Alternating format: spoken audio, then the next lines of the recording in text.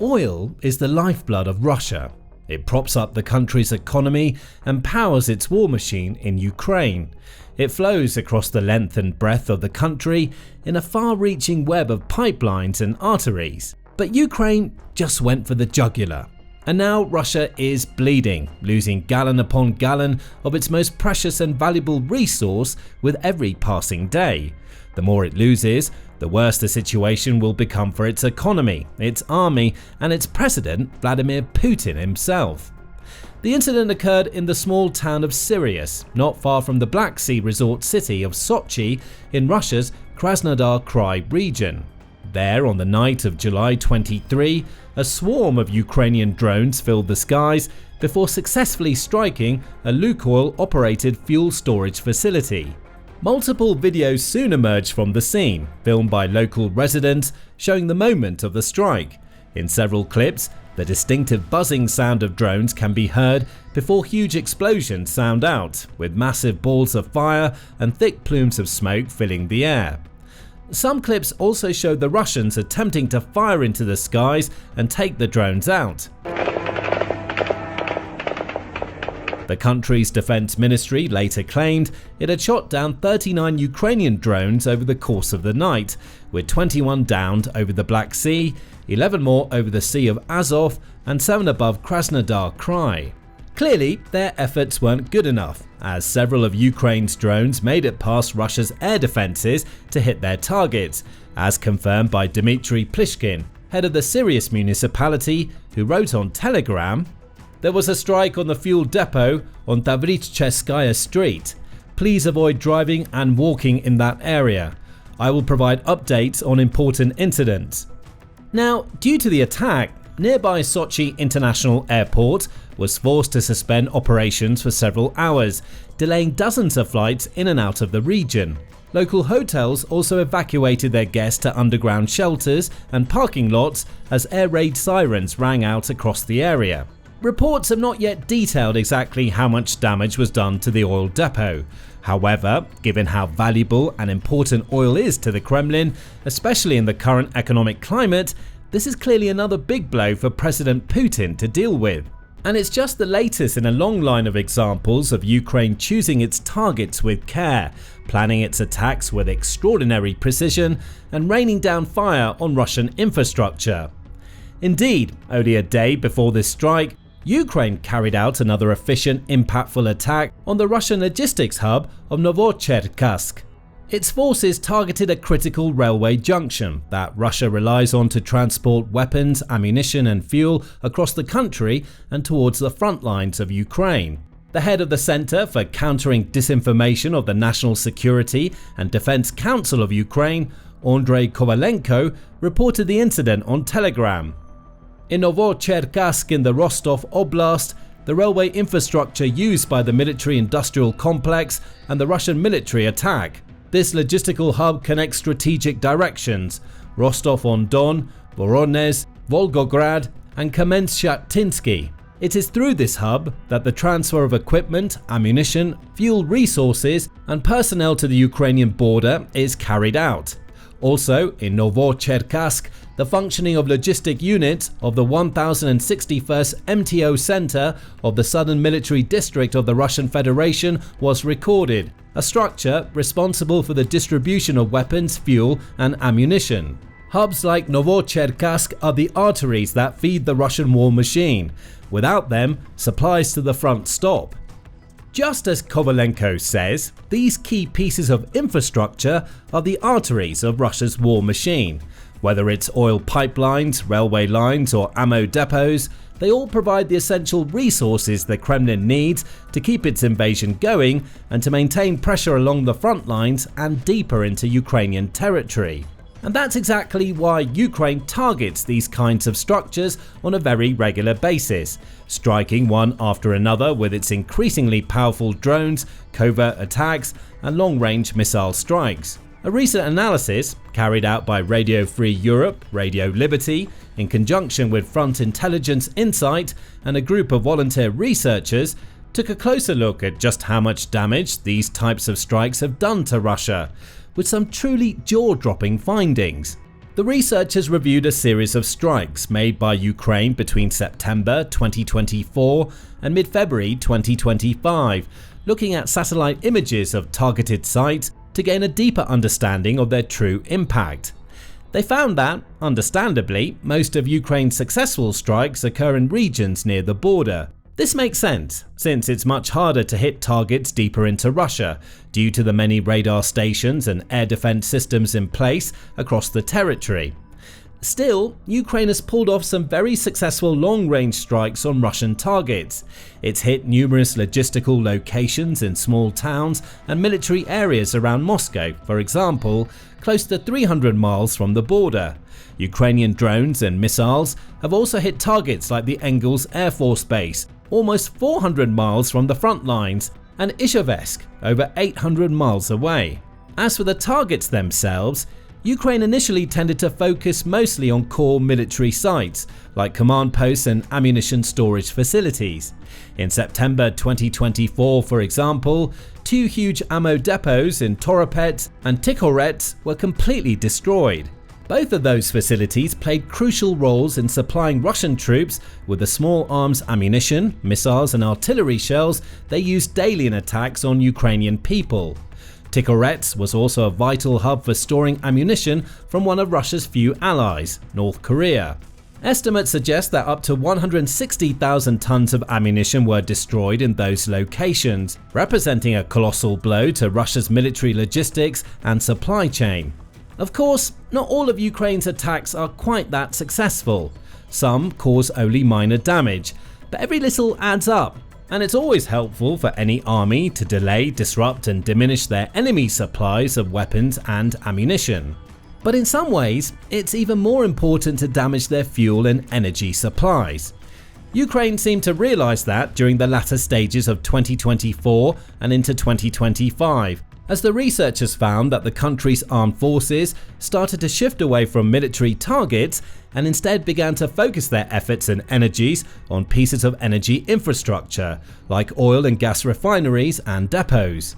This shift is evident in the statistics. For example, in September 2024, Ukraine hit 7 military facilities and just 2 oil and gas targets. But in January 2025, it was the other way around. Ukraine targeted 9 oil and gas locations and just 1 military location. Oil and gas facilities now rank among Ukraine's main targets, with 27 successful strikes on energy infrastructure between September and mid-February, and several more since then, including the latest strike near Sochi. What's more, having reviewed satellite images of the target locations, the research teams found that 97 oil tanks were either damaged or completely destroyed during that period. But what does that mean for Russia in terms of actual costs and losses?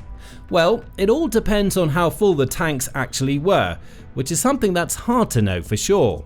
That's why the researchers carried out a range of calculations for different hypothetical scenarios, working out how much money Russia lost if the tanks were almost entirely full, around half full, or mostly empty, using the price of oil and ruble to dollar exchange rates at the time of the strikes.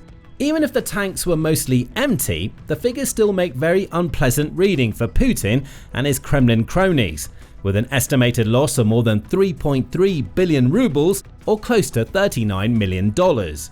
That includes the cost of the oil itself, plus the cost of having to repair or rebuild the destroyed tanks. If the tanks were half full, the figures are even more impressive, with Russia having lost an estimated 5.5 billion rubles, or more than $60 million. And in the best case scenario for Ukraine, if the tanks were mostly full, meaning that they contained oil around or above 90% of their total volume, Russia would have lost over 8.5 billion rubles worth of oil and storage tanks, which is more than $95 million, all in a period of under 6 months. The true figure is most likely somewhere in between the two extremes of $38 and $100 million. Either way, it's a big blow to Russia, and attacks like this are likely to have played a part in Putin's recent decision to cut defense spending in 2026 due to fears of an impending recession. The country has suffered such enormous losses, not just of soldiers and military equipment, but also valuable infrastructure, and some of Ukraine's strikes are particularly devastating. Back on October 7, 2024, for example, Ukraine blew up a vast oil depot in Feodosia in the occupied Crimean Peninsula. There, 11 storage tanks were destroyed, representing a total volume of 69,000 cubic meters or over 18 million gallons of oil. According to estimates, that attack alone could have dealt up to $39 million in damage. It's interesting to note too that Russia hasn't rushed to repair or replace the lost and damaged tanks. Analysis of satellite imagery shows that out of 16 tanks hit between September 1, 2024 and January 15, 2025, only one has been restored. There are several potential explanations for this, and none of them are positive for Putin. It's possible, for example, that Russia is simply scared of reconstructing the tanks, only to see them blown up all over again by Ukraine's drones and missiles. That will lead to even more losses of time, money and resources, further crippling the country's economy and supply chain. It may also be the case that Russia is just not able to restore the destroyed storage tanks due to a lack of manpower. It's been widely reported that the country is staring down the barrel of a serious labour crisis. It currently faces a shortage of around 1 million workers, and the country's labour minister, Anton Kotyakov, recently told President Putin that by 2030, that number could grow beyond 10 million. Today, according to our estimates, by 2030, we need to involve 10.9 million people in the economy. This is due to a range of factors, including a record low birth rate across Russia, combined with a high death rate, plus the huge impact of the war. So many people of working age have joined the fight, with many ending up killed or injured in Ukraine, further compounding Putin's population problems.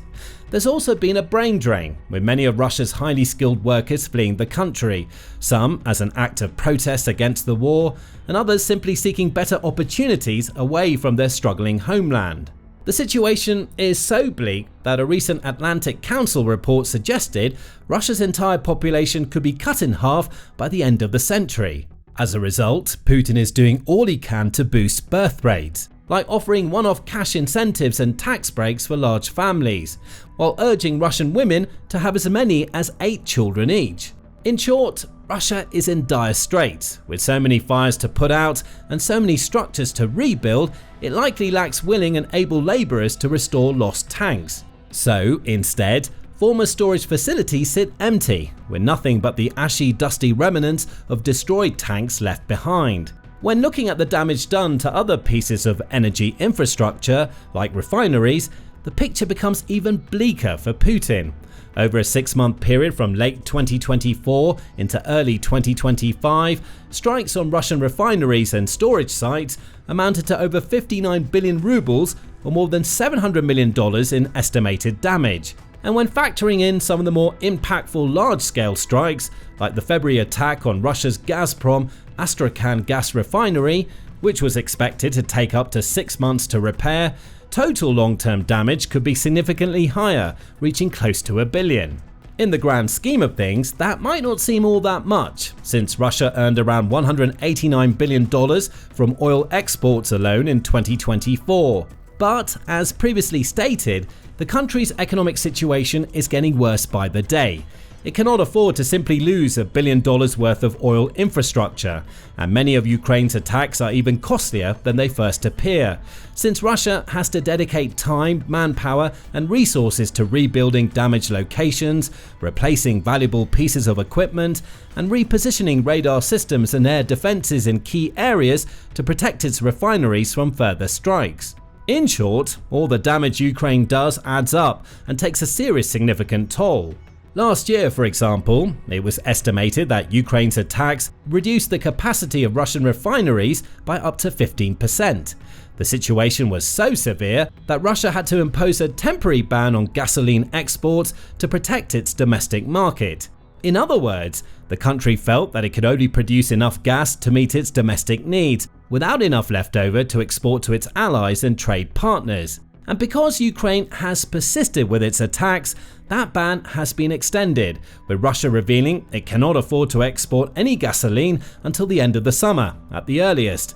If Ukraine keeps the pressure going, Russia could continue with its ban, losing massive amounts of money and forcing its former trade partners to do business elsewhere. This is something Putin takes seriously and personally. He's long relied on Russia's vast natural resources to cement his position of power and exert influence across the world. Without oil and gas to back him up for bargaining, negotiating, and pressure tactics, the Russian leader would be a far smaller presence on the global stage. That's why, back in March of this year, Russia actually agreed to temporarily stop strikes on Ukraine's energy infrastructure for a period of 30 days, on the condition that Ukraine did the same. That showed just how desperate the Kremlin had become. It's shown almost no willingness to negotiate with Ukraine since the invasion began, and all rounds of peace talks up to this point have proved fruitless. Yet Putin was still willing to make concessions and effectively pleaded with Ukraine to leave his oil refineries and power plants alone. In the end, the agreement didn't last, as Russia foolishly broke the rules by striking a power grid on March 19. Ukraine followed up a day later with an attack on an oil depot in Engels and has since struck various other storage facilities, oil tanks and refineries. But the fact of the matter is that even if the truce had endured, it wouldn't have made much of a difference. Multiple experts agree that a 30-day period wouldn't be long enough for Russian energy companies to repair the damage Ukraine has done and get the country's oil and gas infrastructure back on track. In other words, the damage is already done, and there's no going back for Russia now. The only way it would have any hope of fully restoring its energy infrastructure would be if the war ended.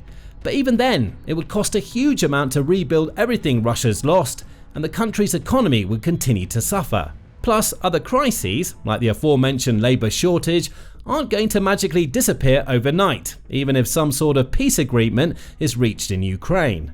Many experts also say that Russia's attempts to copy the Ukrainian playbook and strike Ukraine's energy infrastructure are far less effective. Chemical engineer Will Teal summed this up by saying, "Ukrainian strikes on Russian energy infrastructure are, in my opinion, much more effective than Russian attacks on Ukraine's energy supply infrastructure. Oil cash flow is king for Russia, and we can see that attacks on refineries and export hubs have worked from a financial standpoint. This is key. Oil means far more to Russia than it does to Ukraine. So, if Ukraine's armed forces can keep up the pressure and continue striking their targets as precisely and efficiently as they have so far, there's no telling how much damage they could do. It might be even enough, eventually, to force Putin's hand, bringing him back to the negotiating table to agree on some sort of settlement. This may, in fact, be Ukraine's best shot at either ending the war or at least hitting Russia where it hurts the most." Concluding their report, the Radio Free researchers stated that Ukrainian strikes on Russian energy facilities are likely to increase in number and intensity as the war proceeds, especially as Ukraine is working hard on improving its long-range drone capabilities, opening up new, increasingly valuable targets further behind enemy lines. This can already be seen in action in the recent strike on Sochi and other targets, and even Russia's advanced radar stations and air defense systems are clearly not enough to stop Ukraine striking where it wants, when it wants, dealing blow after blow to the Kremlin's crumbling war machine. In fact, when they're not busy bombing oil depots, Ukraine's armed forces have also taken time to wipe Russia's radars off the map, which you can learn more about in our recent video, detailing how strategic strikes have opened safe pathways for Ukrainian drone swarms to travel through. You might also like to check out our in-depth look at how Ukraine could defy the odds all over again and attempt a complete recapture of the Crimean Peninsula. And finally, be sure to subscribe to our trusted news channel too, if you haven't already, so you can stay informed and up to date on all things related to the Ukraine-Russian war and other key conflicts from all over the world.